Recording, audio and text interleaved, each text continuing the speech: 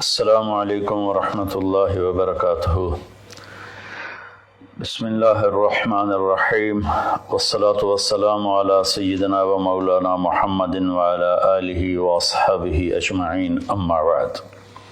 میرے محترم بھائیوں، دوستوں، بہنوں، بچوں، بچیوں اور تمام امت مسلمہ اور خاص طور پر اہل پاکستان، ہم سب کے لیے مبارک موقع ہے کہ اللہ تعالیٰ ہمیں رمضان کے استقبال کے لیے اللہ نے ہمیں مہلت دی، ہم زندہ ہیں، اور اللہ کرے کہ رمضان سب کو نصیب ہو۔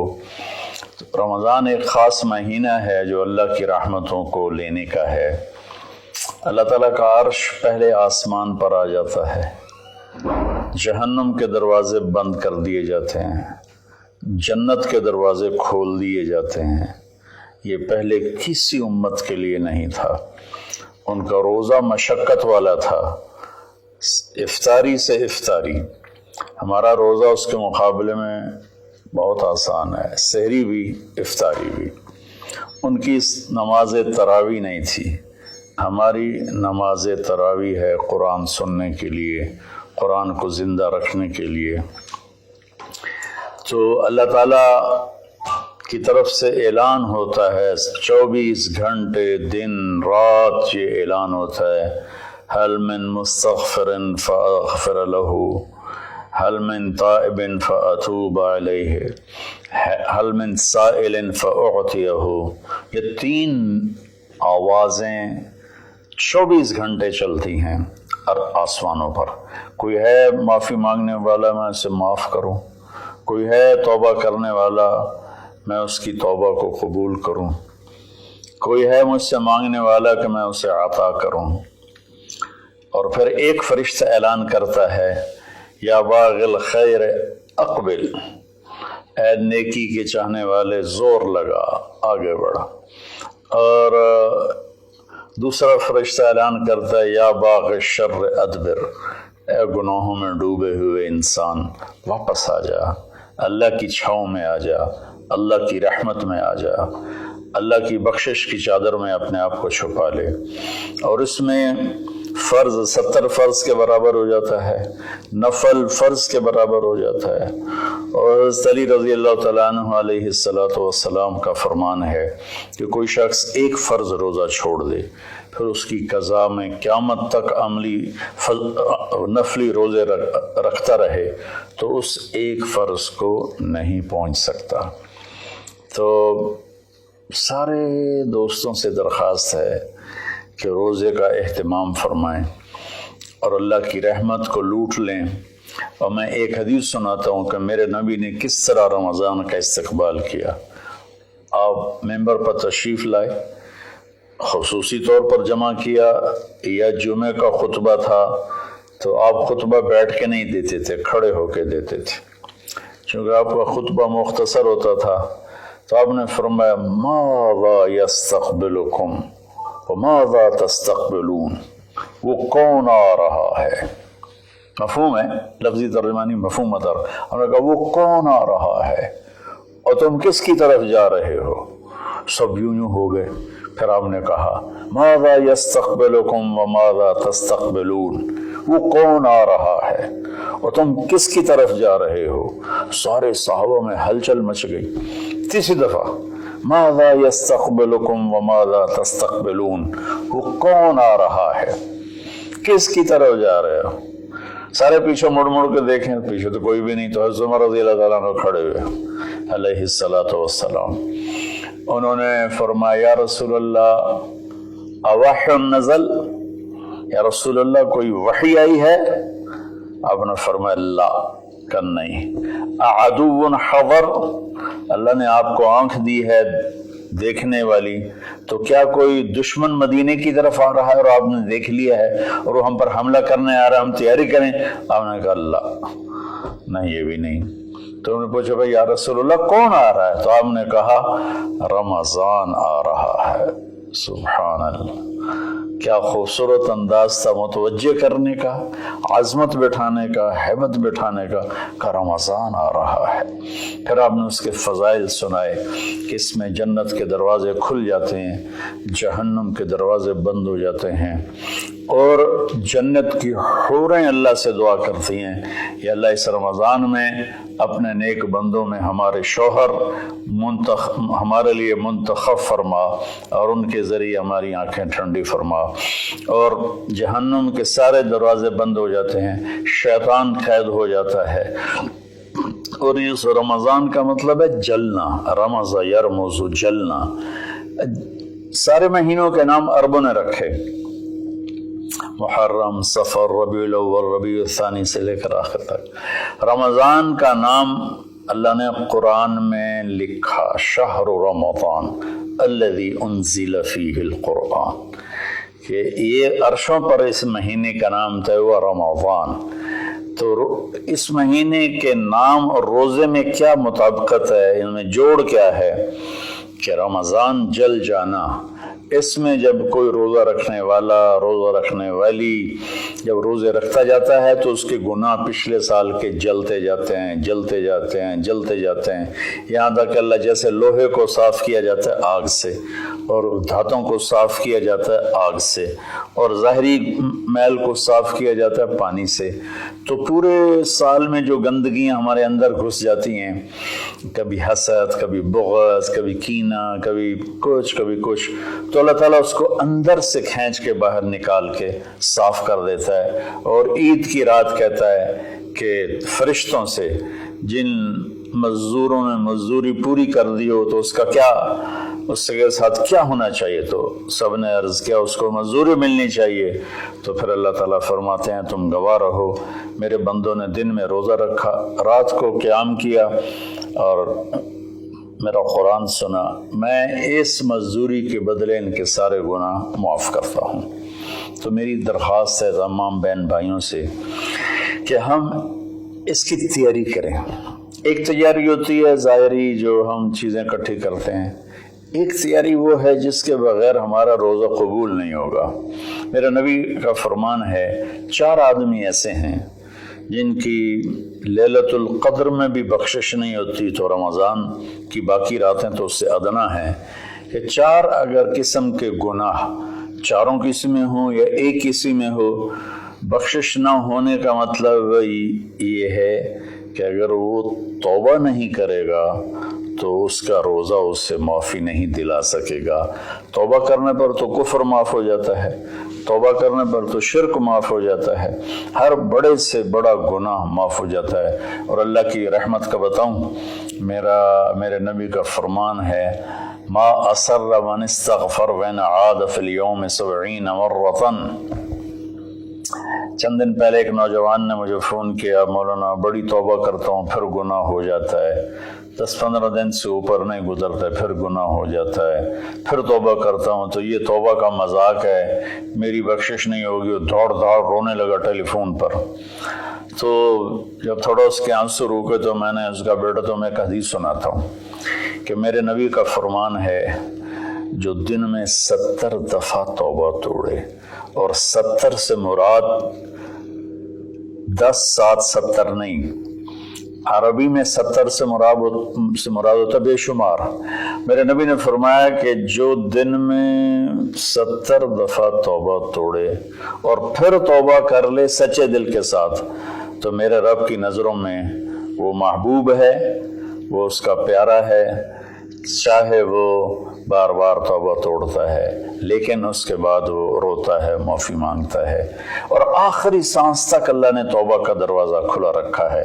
باب التوبۃ مفتوح ما لم یغرغر، جب تک گلے کا وہ گھنگرو بند نہیں ہوتا اس وقت تک اللہ تعالیٰ بندے کی توبہ کے لیے دروازہ کھول کے بیٹھا ہوتا ہے۔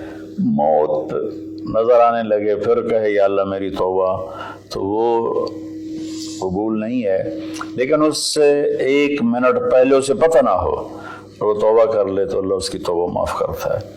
میں ایک دفعہ جماعت میں گیا نواب شاہ، تو ایک گھر میں بڑے وڈیروں کو اکٹھا کیا، تو آخر میں توبہ کراتا ہوں، کہو یا اللہ میری توبہ، یا اللہ میری توبہ، یا اللہ میری توبہ۔ تو اس میں ایک وڈیرا صاحب تھے، بڑی بڑی مونچھیں تھیں، بڑا ہیوی ویٹ، ان کی آواز سب سے بلند تھی، یا اللہ میری توبہ، یا اللہ میری توبہ، یا اللہ میری، اور ساتھ رو رہے تھے زار و قطار۔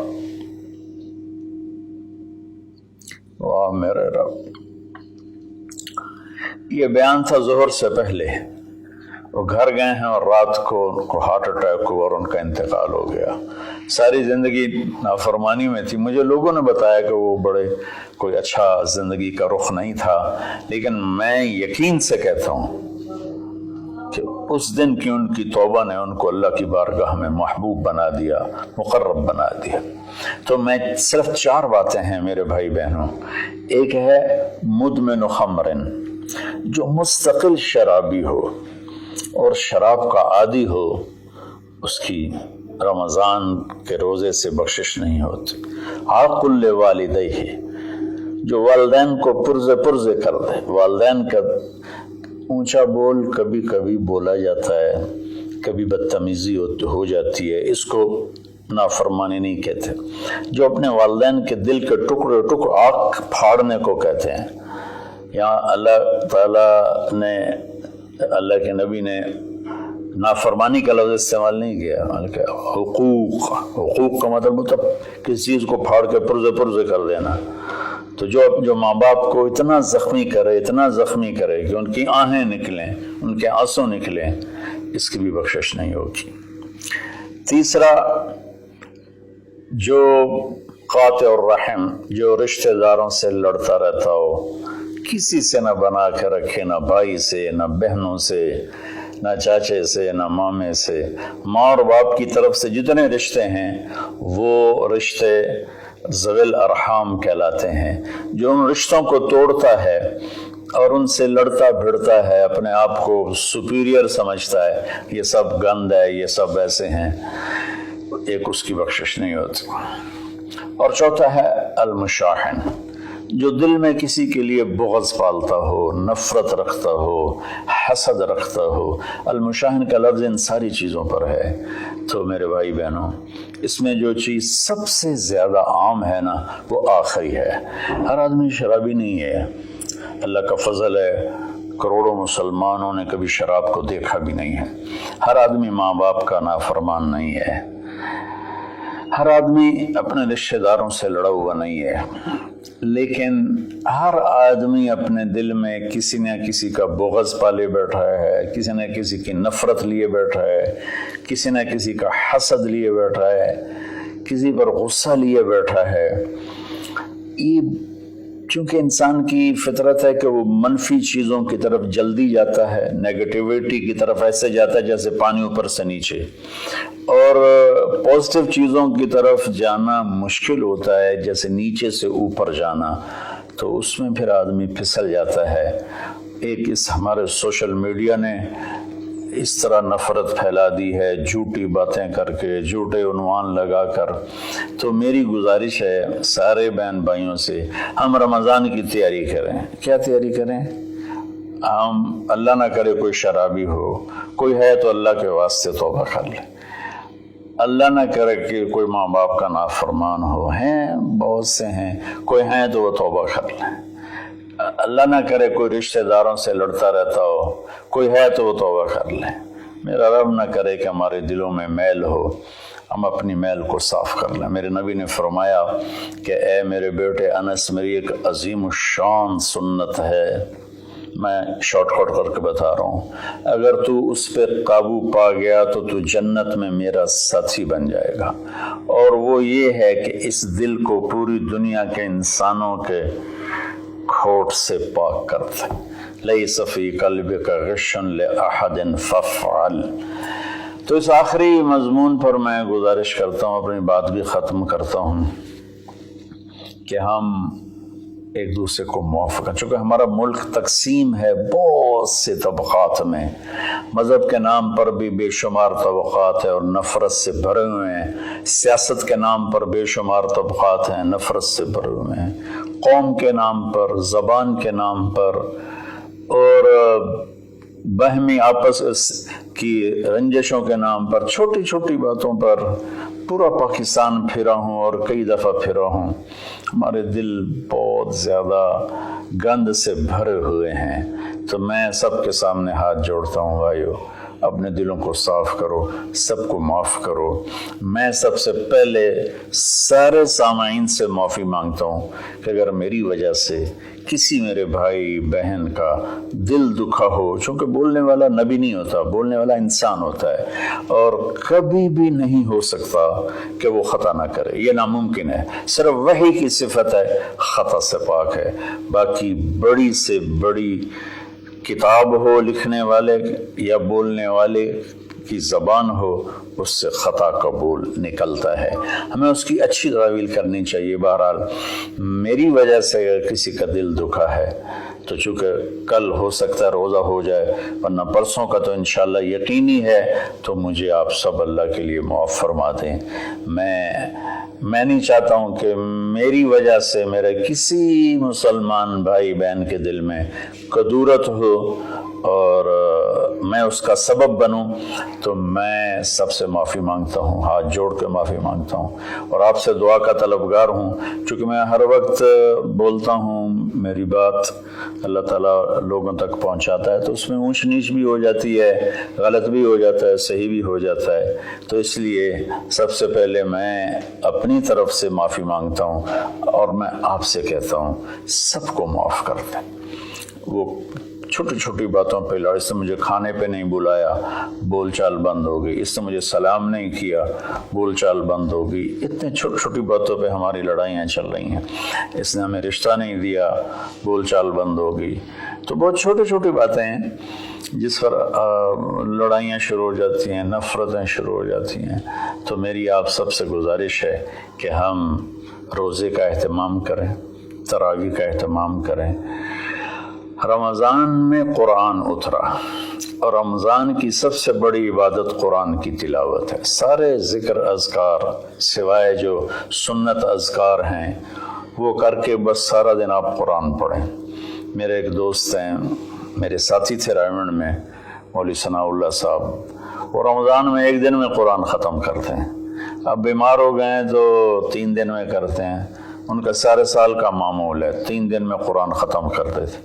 अब काफ़ी बीमार हैं, अब पता नहीं उनकी क्या सूरत हाल है, बांग्लादेश में होते हैं, लेकिन उनका आम मामूल था ज़्यादा से ज़्यादा 1 हफ़्ता कुरान ख़त्म। तो हम बाकी नफली इबादत, इशराक है, अवाबीन है, चाश्त है, सारा कुछ करें, लेकिन एक तरावी का एहतमाम करें कि हर सजदे पे 1500 नेकी लिखी जाती है।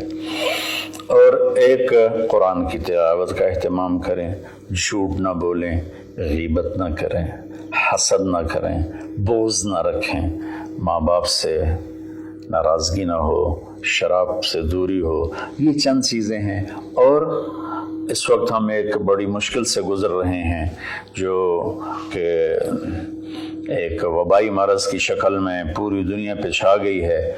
और अल्लाह ताला ने एक ज़र्रे के से भी छोटे जरासीम के ज़रिए अल्लाह ने पूरी कायनात को हिला के दिखा दिया है कि रब्बुस समावाति वल अर्द फस्तबिर लिइबादतिही हल तअलमु लहू समिया।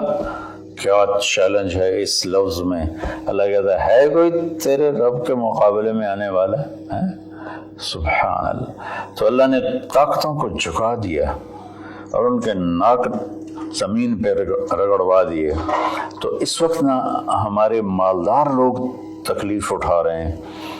कई मेरे दोस्तों ने बताया कि अरबों रुपए का माल तैयार किया क्योंकि हमारा सीज़न था और वो स्टॉक हो गया, सारा पैसा उसमें पड़ा हुआ है, ख़रीदार कोई नहीं है, उधार भी कोई नहीं लेता है।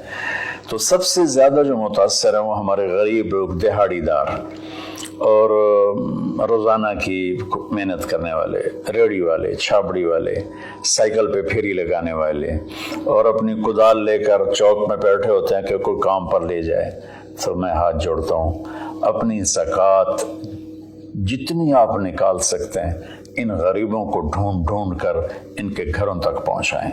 चूँकि एक लॉकडाउन की शक्ल बनी हुई है तो احتیاط سے چلنا پھرنے کی تو اجازت ہے، گورنمنٹ نے دی ہوئی ہے۔ تو میری درخواست ہے کہ اس وقت زکوٰۃ کا سب سے زیادہ حقدار وہ طبقہ ہے جن کے گھر میں فاقے ہیں اور چولہے نہیں جل رہے، چونکہ روز کی تازہ کھاتے تھے۔ اس وقت ہمارے غریب بہن بھائی وہ سب سے زیادہ آپ کی زکوٰۃ کے حقدار ہیں۔ کھول دو اپنے تجوریوں کے دروازے، وہ اللہ کے نام پہ دو۔ اس وقت آپ کی زکوٰۃ، صدقات، خیرات ساری کی ساری ان کو جاتی، کھانے بنا بنا کے بھیجو، راشن کے پیکٹ بنا کے بھیجو۔ یہ اس وقت آپ کی نوافل سے بھی بڑی عبادت ہے، اور زکوٰۃ تو ویسی فرض ہے۔ تو اللہ تعالیٰ مجھے آپ کو اس رمضان میں زندہ بھی رکھے اور اس کے آداب کے مطابق ہمیں کام کرنے کی توفیق دے۔